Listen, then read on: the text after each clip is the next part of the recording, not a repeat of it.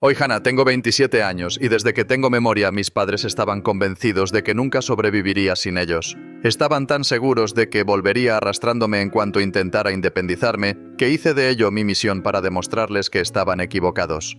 Al crecer, era evidente que mi hermano mayor, de 30 años, era el hijo dorado. No podía hacer nada mal. Recibía ropa nueva, dispositivos electrónicos, pasatiempos costosos y apoyo ilimitado. Mientras tanto, yo era el archivo expiatorio. Si algo se rompía en casa, me culpaban. Si el dinero escaseaba, de alguna manera era mi culpa. Si quería algo para mí, era egoísta e ingrata. Mis padres tenían un control total sobre cada aspecto de mi vida. Se aseguraron de que no aprendiera habilidades básicas como administrar un presupuesto, cocinar o incluso cómo postularme para un trabajo. Cada vez que preguntaba sobre conseguir un empleo a tiempo parcial en la escuela secundaria, la respuesta siempre era la misma.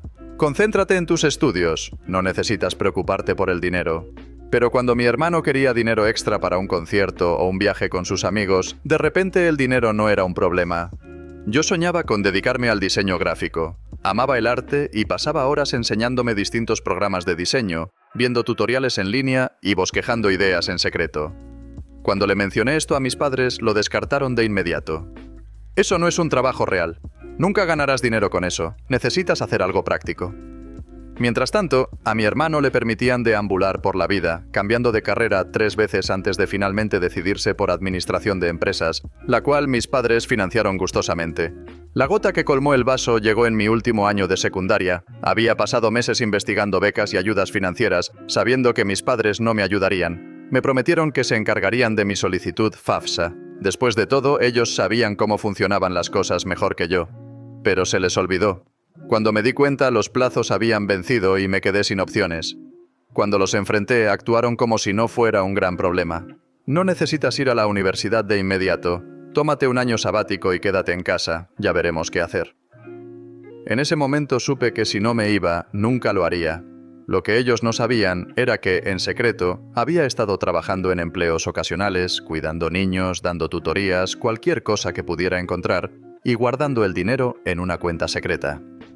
El día que cumplí 18 años, empaqué lo que pude llevar, salí por la puerta y nunca miré atrás.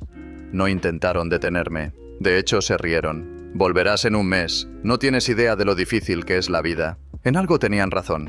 La vida era difícil. Los primeros años fueron brutales. Trabajé en varios empleos solo para poder pagar un diminuto apartamento con compañeros de cuarto. Tomaba clases en el colegio comunitario por las noches y usaba cada momento libre para construir un portafolio de diseño. Hubo noches en las que me fui a la cama con hambre, momentos en los que apenas reunía el dinero para la renta, instantes en los que me pregunté si realmente podía lograrlo. Pero nunca los llamé, ni una sola vez. Ellos, en cambio, se aseguraron de que yo supiera que me vigilaban. En reuniones familiares, en las que no estaba invitada pero de las que me enteraba por conocidos, se burlaban de mí. Seguro está trabajando en algún empleo sin futuro. Volverá rogando en cualquier momento. Lo que no sabían era que estaba escalando poco a poco. A los 24 años conseguí mi primer trabajo real en diseño. A los 26 ganaba más que suficiente para vivir cómodamente. Y a los 27 tenía un empleo remoto estable en UX UI, mi propio apartamento y cero contacto con mis padres. Fue entonces cuando, de repente, cambiaron de actitud. Todo comenzó con mensajes pequeños. «Hola, cariño, ¿cómo has estado? Te extrañamos». Luego vinieron las invitaciones a visitarlos, la nostalgia forzada, el chat familiar al que de repente decidieron añadirme.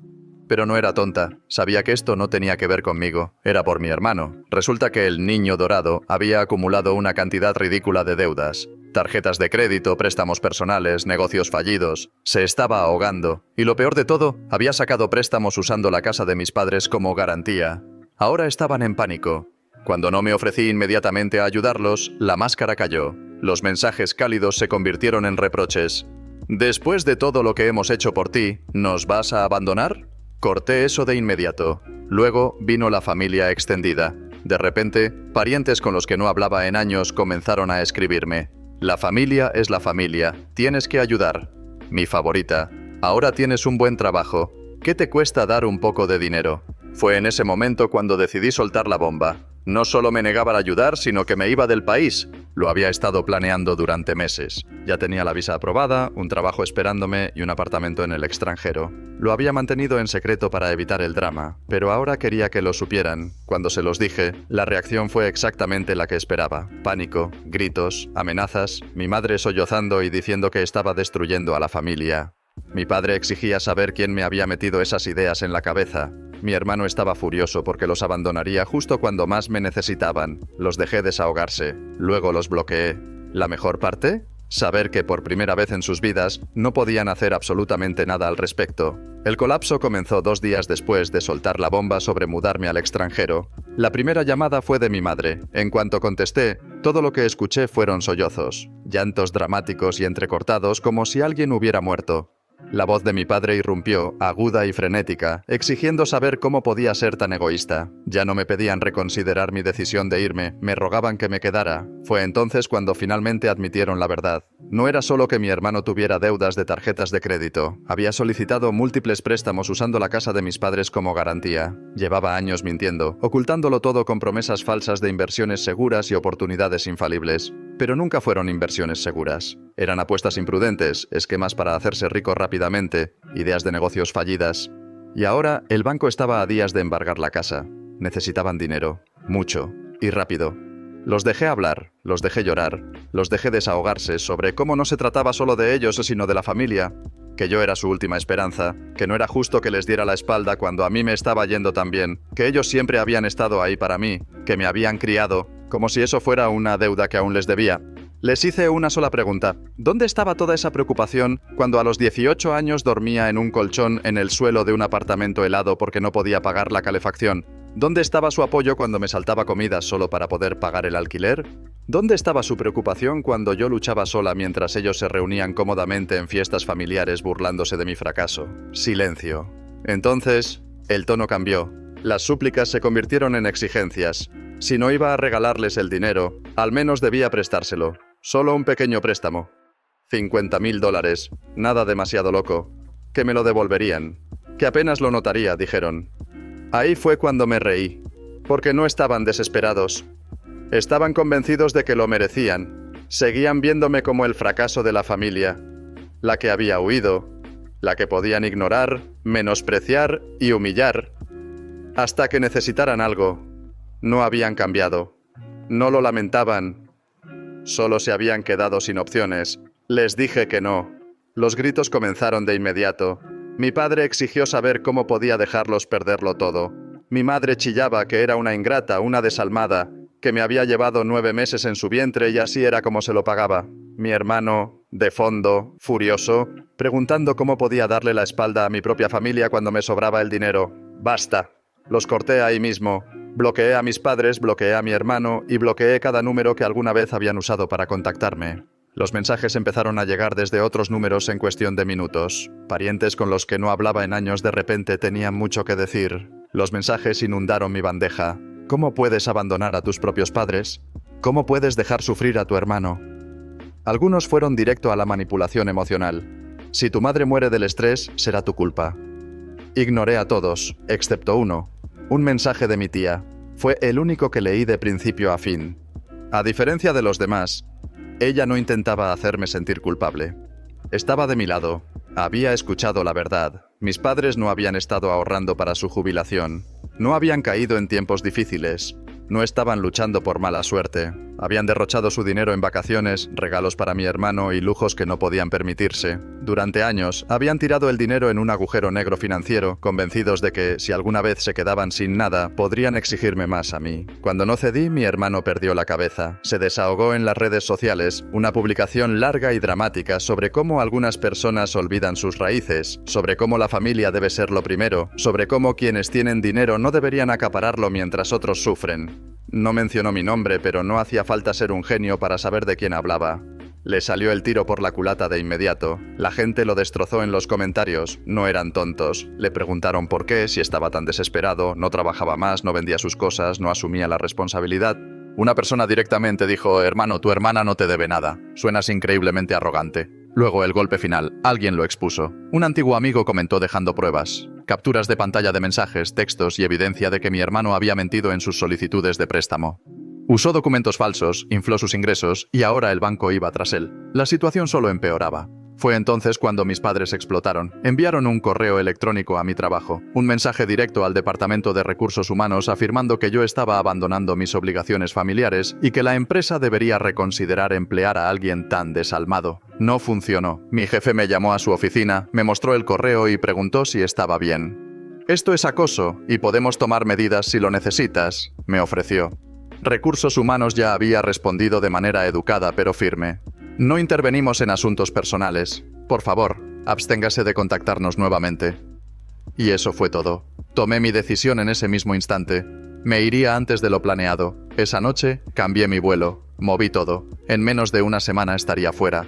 Y esta vez no había nada que pudieran hacer para detenerme. El vuelo estaba reservado, las maletas hechas. Y en menos de 24 horas me marcharía para siempre. Todo estaba planeado hasta el último detalle, excepto por una cosa. De algún modo, mi familia se enteró. Después supe que un primo lejano, en quien había confiado la información, se lo había contado a una tía entrometida. Eso fue suficiente. En cuestión de horas, mi teléfono no dejaba de sonar. Números desconocidos, llamadas privadas, familiares con los que no hablaba desde hacía años, de repente desesperados por contactarme.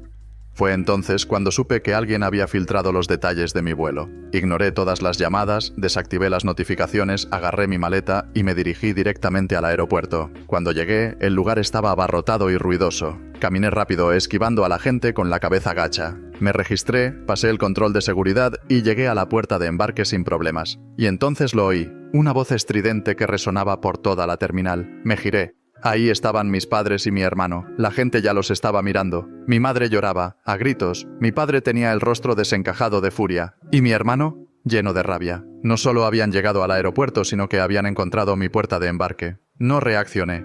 Simplemente me di la vuelta mirando hacia la zona de embarque. Ya no era mi problema.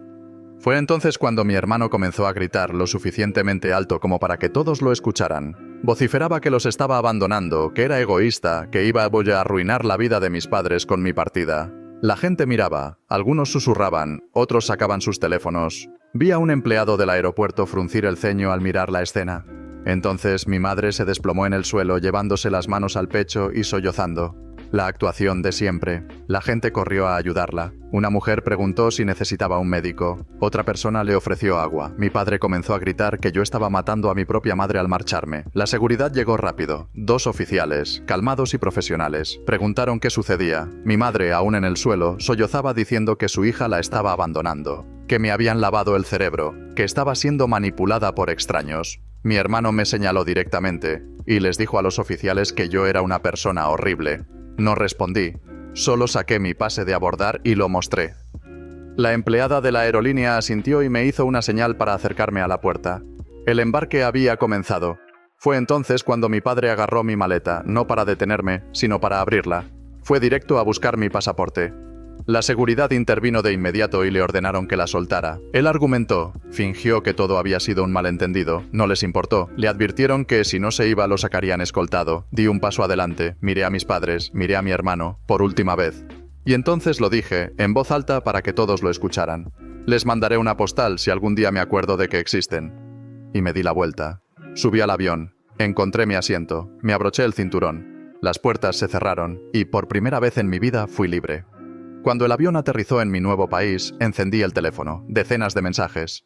El buzón de voz estaba lleno. Correos electrónicos inundaban la bandeja de entrada. Todos de mi familia. Bloqueados. Cada uno de ellos. Salí del aeropuerto hacia un mundo completamente nuevo. Sin padres, sin hermano, sin culpa. Solo yo y la vida que tanto me había costado construir. Las primeras semanas fueron un proceso de adaptación, papeleo, cambios culturales, acostumbrarme a un nuevo ambiente laboral. Pero cada desafío me recordaba por qué me había marchado. Pasé los primeros días instalándome, organizando mi nuevo hogar, conociendo gente nueva. Y entonces llegó la noticia. Mis padres habían perdido la casa. Era oficial. El banco se había llevado todo. Tuvieron que mudarse a una casa de alquiler. ¿Y mi hermano? Su vida se desmoronó por completo. La demanda lo golpeó con fuerza. Los prestamistas no solo lo estaban demandando, iban tras todo lo que tenía. Su coche, reposeído. Su crédito, destruido. No le quedaba dinero. Y nadie iba a rescatarlo. La reacción de la familia fue dividida. Algunos parientes estaban furiosos. Me llamaron insensible, cruel, egoísta. Pero otros, algunos de hecho se pusieron en contacto solo para decirme una cosa. Bien hecho.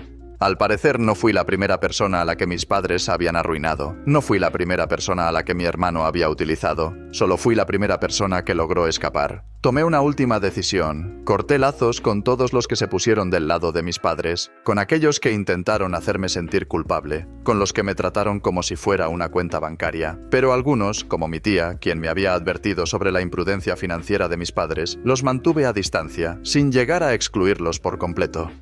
Unos meses después llegó la última actualización. ¿Mi hermano? Intentó levantarse de nuevo. Un nuevo trabajo, un nuevo esquema en línea, un intento desesperado de reinventarse como un gurú financiero, hasta que eso también fracasó, y aún así se negó a asumir la responsabilidad de sus errores. Mis padres seguían luchando esperando que alguien los salvara, pero ya no era mi problema porque yo tenía algo que ellos jamás vieron venir: un año. Eso era lo que había pasado desde que me fui, desde que me alejé del caos, la culpa y las demandas interminables. Y en ese año todo había cambiado. Me iba increíblemente bien. Me había adaptado por completo a mi nuevo país. Mi apartamento, luminoso, moderno y mío, estaba en un hermoso vecindario. ¿Mi trabajo? Mejor que nunca. Había pasado de tener un puesto estable a recibir un gran ascenso, gestionando mis propios proyectos con un generoso aumento de sueldo. El tipo de éxito que mi familia juraba que nunca tendría. Los fines de semana los pasaba explorando, conociendo gente nueva, viajando a lugares que solo había soñado visitar. Mi vida estaba llena, y mi familia seguía luchando. Intentaron de todo para volver a contactarme. Correos electrónicos, llamadas, mensajes de familiares lejanos, cuentas nuevas en redes sociales creadas solo para llegar a mí. Cada mensaje decía lo mismo: te extrañamos, solo queremos hablar, tu madre está desconsolada. Bloqueados, cada vez. Pero hubo uno que destacó: un extenso correo electrónico de mi padre. No era una disculpa, ni arrepentimiento, solo una larga manipulación emocional sobre cómo apenas podían llegar a fin de mes en su casa de alquiler, cómo sus vidas se habían venido abajo sin mi ayuda, cómo habían sacrificado tanto por mí y ahora no les quedaba nada. Y al final del correo, ¿una solicitud de dinero? Nunca respondí. No me buscaban porque hubieran cambiado. Me buscaban porque aún les resultaba útil, y como ya no lo era, estaban desesperados. Bloqueados. Otra vez. ¿Mi hermano? Seguía igual. Un año después, y nada había cambiado. Seguía arruinado, sin trabajo, echando la culpa a todos menos a sí mismo. La demanda lo había destrozado. Su crédito estaba por los suelos. Los prestamistas le habían quitado todo. Y como nunca había trabajado realmente para ganarse la vida, no sabía cómo sobrevivir sin depender de los demás. Y como yo no acudía a salvarlo, buscó un nuevo chivo expiatorio. Me enteré por un primo. Después de que me fui para siempre, mis padres acudieron a otra persona. Un primo más joven, de apenas 20 años, recién graduado, ingenuo. Mis padres le contaron la misma historia lacrimógena sobre cómo estaban a punto de perderlo todo, sobre cómo la familia debía ayudarse mutuamente, sobre cómo solo era un pequeño favor. Y durante un tiempo funcionó, hasta que mi primo descubrió la verdad. Se dio cuenta de que cada euro que les daba era otro euro que mis padres desperdiciaban. Fue entonces cuando también los cortó. Y así, mis padres perdieron su segundo salvavidas. Mientras tanto, yo vivía mi mejor vida. El trabajo iba increíble, estaba en una relación sana y de apoyo. El tipo de relación que mis padres habrían intentado sabotear si todavía tuvieran acceso a mí. Tenía amigos de verdad, personas que se preocupaban por mí por quién era, no por lo que podía hacer por ellos. La culpa se había ido. La terapia había hecho maravillas, había desenterrado todo, cada manipulación, cada intento de hacerme sentir culpable, cada condicionamiento que me hizo creer que les debía algo. Cada intento de hacerme sentir culpable, cada condicionamiento que me hizo creer que les debía algo, y ahora lo sabía. No les debía nada. Entonces llegó el último paso. Cambié todo. Nuevo número de teléfono, nuevo correo electrónico. Incluso cambié los nombres de mis redes sociales, borré cualquier forma en la que pudieran contactarme. Y fue entonces cuando finalmente se rindieron. Los mensajes cesaron. Las disculpas falsas desaparecieron. Y fue entonces cuando supe que era libre. Una mañana me senté en el balcón. El sol brillaba. Una brisa cálida acariciaba mi rostro. Sostenía una taza de café en la mano. Y entonces llegó una carta. Era de un primo lejano. No era un ataque. No era un intento de manipulación. Solo un mensaje sencillo. Hiciste lo correcto. Al parecer no era la única persona que había visto a través de las mentiras. Y por primera vez en mi vida me reí, porque ellos pensaron que volvería arrastrándome, que fracasaría, que correría de regreso desesperada suplicando su aprobación, pero nunca lo hice. Y esa fue la mejor venganza de todas. Un año de paz, un año sin contacto, un año viviendo la vida según mis propias reglas, pero aún quedaba algo que me ataba a ellos, mi apellido. Seguía siendo una conexión con esas personas que pasaron años menospreciándome, controlándome, usándome. Aunque ya no estaban en mi vida, su nombre seguía pegado al mío, apareciendo en cada documento oficial, en cada formulario, en cada firma de correo electrónico. Pero eso estaba a punto de cambiar. El proceso comenzó en silencio. Presenté los documentos, pagué las tasas, agendé las citas, sin anuncios, sin advertencias. Nadie necesitaba saberlo. La espera comenzó. Pensé que ahí terminaría todo. No fue así. De algún modo, un pariente lejano se enteró. No era alguien cercano, ni siquiera alguien con quien hubiera hablado en años, solo otro familiar entrometido que amaba el drama. Y corrió directamente a contárselo a mis padres. No tardaron mucho. En cuestión de días, mi bandeja de entrada se llenó. Correos electrónicos. Varios. Algunos largos y dramáticos. Otros cortos y llenos de rabia. ¿Por qué estás haciendo esto? Esto es una bofetada en la cara. Después de todo lo que hicimos por ti, ¿así nos pagas? Bloqueados. Luego vinieron las llamadas. Números desconocidos. Familiares al azar. Incluso mi hermano. Los mensajes de voz eran peores. La voz de mi madre, quebrada, sollozando, diciendo que me perdonaba por haberme ido, diciendo que no necesitaba hacer esto. La voz de mi padre, furioso, exigiendo explicaciones, llamándome dramática, infantil. ¿Y mi hermano? Lleno de rabia, hablando de cómo estaba arruinando la unidad familiar, de cómo estaba faltando al respeto al legado familiar, de cómo los estaba dejando en ridículo. Dejé que los mensajes se acumularan. Luego los borré todos. Bloqueados. Otra vez. Después intentaron contactar a mi trabajo. De nuevo. Un último intento patético de manipularme a través de mi entorno laboral. Esta vez fue peor. Enviaron un correo electrónico con un tono formal al Departamento de Recursos Humanos, fingiendo preocupación. Decían que su hija estaba en crisis, tomando decisiones impulsivas, siendo manipulada por extraños. Recursos Humanos me reenvió el correo con una sola pregunta. ¿Quieres que los bloqueemos? Respondí, sí. Y así fue. Cortados para siempre. Un primo me contactó después de que estalló el drama. No para culparme, para reírse. Al parecer, mis padres y mi hermano habían pasado la última semana despotricando ante cualquiera que quisiera escucharlos.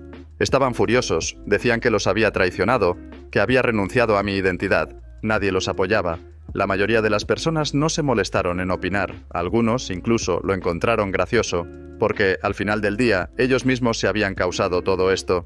El cambio de nombre finalmente fue aprobado. Sostener el documento oficial en mis manos fue como quitarme un peso de encima. Por primera vez, mi nombre era mío, no de ellos. No era algo que me atara a las personas que intentaron controlarme. Era mío. Esa noche salí con amigos. Lo celebramos, brindamos por una nueva identidad, una nueva vida, un futuro en el que mi pasado ya no podía seguirme. Y entonces tomé una última decisión. Escribí una carta. No para enviarla, no para reconectarme, solo para mí. Cada palabra que nunca les había dicho, cada momento en que me hicieron sentir pequeña, cada humillación, cada mentira, cada disculpa falsa, cada intento de manipulación, lo escribí todo, luego la quemé, porque ellos no merecían ni un segundo más de mi vida. Y ahí fue cuando lo comprendí. Nunca tuvieron poder sobre mí. Nunca. Solo pensaba que lo tenían. Ahora era libre.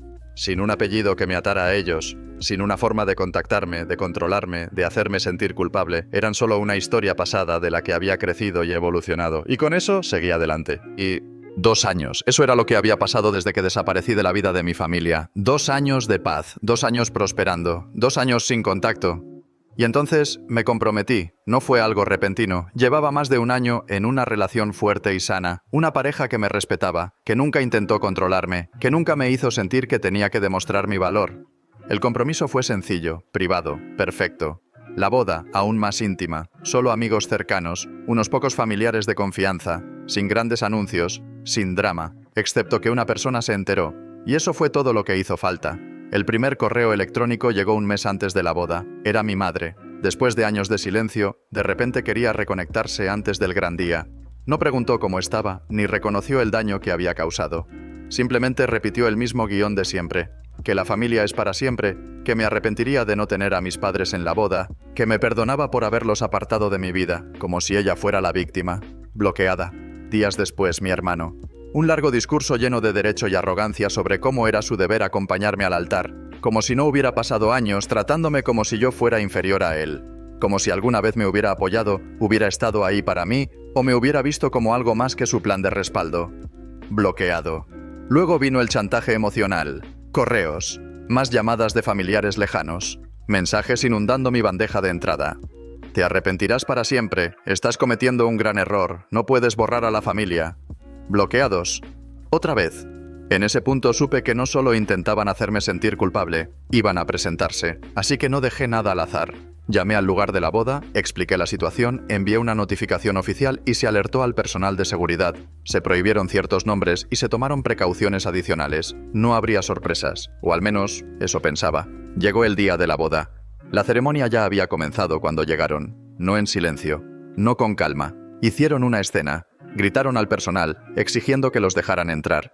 Mi madre lloraba, como siempre, en el momento justo. Mi padre, rojo de ira. ¿Y mi hermano?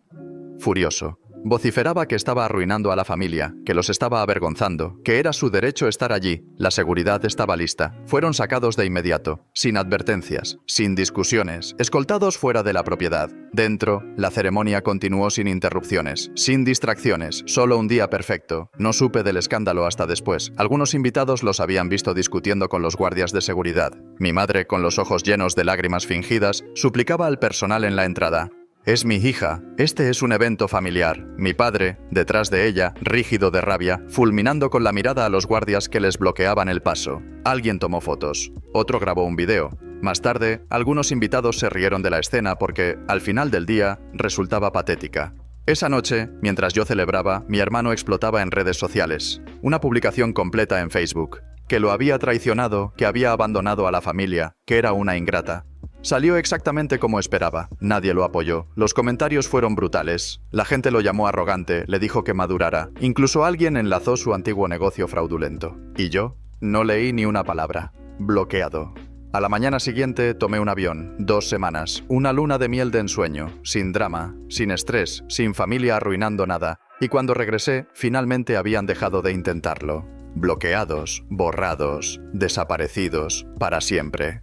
Los años pasaron. Para entonces ya tenía 30 y tantos, una casa, una carrera, una vida tan alejada de mis padres que parecían completos desconocidos. Sus intentos de contactarme habían disminuido con el tiempo. Menos correos electrónicos, menos números desconocidos, pero de vez en cuando algún pariente lejano aún intentaba saber de mí. Había sido un tiempo tranquilo, o eso pensaba. Hasta que un día llegó un correo. No era de ellos, era de un abogado encargado de la herencia de mi abuelo. Los términos del testamento requerían la aprobación unánime de todos los beneficiarios antes de poder distribuir los bienes. Mis padres habían asumido que yo firmaría sin problemas. Pero ahora estaban atrapados esperando mi firma. Cada uno debía autorizar la división de los activos. Y eso me incluía a mí. Casi me dio risa. Después de años de tratarme como si no existiera, de repente me necesitaban. No buscaban disculparse. No querían hacer las paces, solo necesitaban mi firma. Pensaron que simplemente accedería, que firmaría los papeles, que los dejaría quedarse con todo, como si todavía fuera la persona callada y obediente a la que habían pisoteado durante años. No respondí. En su lugar, contraté a mi propio abogado. Sin contacto directo, sin discusiones familiares, solo acciones legales. Días después llegó un segundo correo, esta vez de mi hermano. Pero no era como los anteriores, no había exigencias, ni gritos, solo súplicas. Hablaba de cómo se estaba ahogando, de lo difícil que había sido la vida sin mi ayuda, de cómo había cambiado, de cómo yo le debía esto. Ignorado, bloqueado. Luego un mensaje de voz de mi madre, desesperada, llorando, fingiendo ser la madre amorosa que nunca fue, diciendo cuánto me extrañaba, que no quería que las cosas terminaran así. Pero al final, un desliz. Una sola frase que reveló toda la actuación. Solo necesitamos que hagas lo correcto y firmes. Eso era todo. Manipulación. Bloqueada. El proceso legal avanzó rápido. Resultó que mis padres habían intentado manipular el testamento a su favor. Daban por hecho que yo firmaría sin más. Pero ahora tenían que luchar por su parte. Y perdieron. Tomé la parte que me correspondía. Ni un centavo más, ni un centavo menos. ¿Pero darles algo a ellos? Nada, ni un euro. El colapso final no tardó en llegar. Un último correo electrónico. Esta vez de ambos, lleno de furia. Insultos, llamándome malvada, egoísta, una vergüenza. Que había traicionado a mi propia familia. Que ojalá nunca me hubieran tenido. El mismo guión de siempre. Pero esta vez, respondí. Esta es la última vez que tendrán noticias mías. Luego, borré sus correos electrónicos, cambié mi número y por primera vez en mi vida me alejé para siempre. Pasaron los años, ya estaba cerca de los 40, una vida tan alejada de mi pasado que apenas parecía real. Sin culpa, sin cargas, solo paz. No había pensado en mi familia en años, ni una sola vez. La última noticia que supe de ellos, a través de un pariente lejano. Mis padres seguían luchando, arruinados, amargados, quejándose de lo injusta que había sido la vida con ellos. ¿Mi hermano? Ahora, en sus 40. Seguía sin trabajo, seguía culpando a todos menos a sí mismo, seguía esperando a que alguien llegara a salvarlo. Nada de eso era mi problema, y esa era la mejor parte. Mi vida, próspera, financieramente estable, viajando cuando quería, cuidando de mí misma, una familia real, una que yo había construido, amigos que estaban ahí por mí, un esposo que realmente me amaba y respetaba. Suegros que me trataban mejor de lo que mis propios padres jamás lo hicieron. Tenía todo lo que siempre había querido. Y lo había logrado sin ellos. Nunca volví arrastrándome. Ni una sola vez. Y esa fue la verdadera venganza. Vacaciones. Cenas en hermosos restaurantes. Domingos perezosos en mi sofá, viendo el atardecer a través de la ventana. La vida que juraron que nunca tendría. La vida que intentaron arrebatarme. Y yo había ganado. Mirando atrás, no cambiaría ni un solo detalle. Cada dificultad, cada momento de duda, cada intento que hicieron por quebrarme. Todo me llevó hasta aquí. Libertad, felicidad, una vida donde ellos ya no existían. Para cualquiera que esté leyendo esto, para cualquiera que alguna vez haya estado atrapado en una familia tóxica, no les debes nada, ni tu tiempo, ni tu energía, ni tu vida. Vive para ti y nunca, nunca mires atrás.